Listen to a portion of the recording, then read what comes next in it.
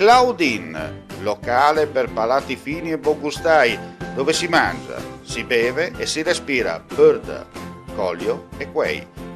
Sono Claudia Zano e vi aspetto con le mie specialità. Cosa aspettate? Claudine, food, wine, music e sei in pole position.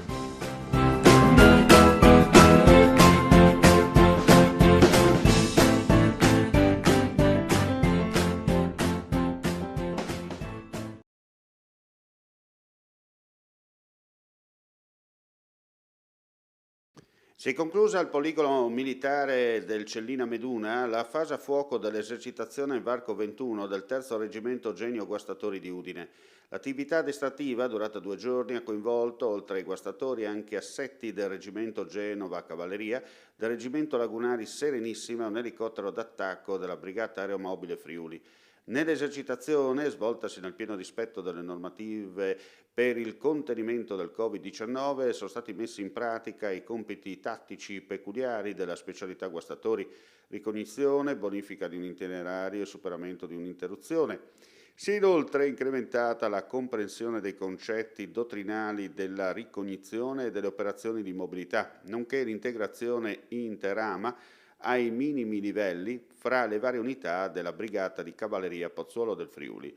La giornata a fuoco, seguita dal comandante del Comando Forze Operative Nord, generale di Corpo d'Armata Roberto Peretti, dal comandante delle Forze Operative Terrestri di Supporto Generale di Corpo d'Armata Massimo Scala e dal comandante della Brigata di Cavalleria, generale di Brigata Filippo Gabriele, ha visto impiegati plotoni pluriarma in operazione di ricognizione e supporto alla mobilità e uno scenario warfighting.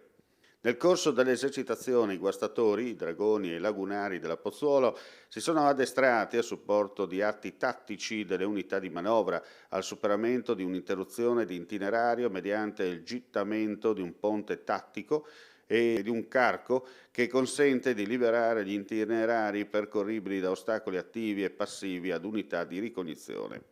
Con la Varco, il terzo reggimento guastatori, al comando del colonnello Antonio D'Agostino, ha attestato l'efficacia delle procedure tattiche, ha accresciuto la capacità di combattimento e migliorato la capacità di operare in scenari di guerra ad alta intensità.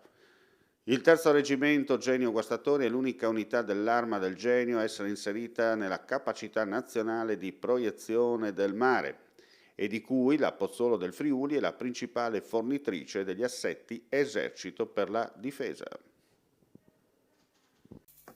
Vuoi assaggiare una birra dove al suo interno scopri la specialità tipica friulana? Lumi Beer, il prodotto ricavato in 20 ettari di terreno coltivato orzodistico, biodiversità, performance ambientale.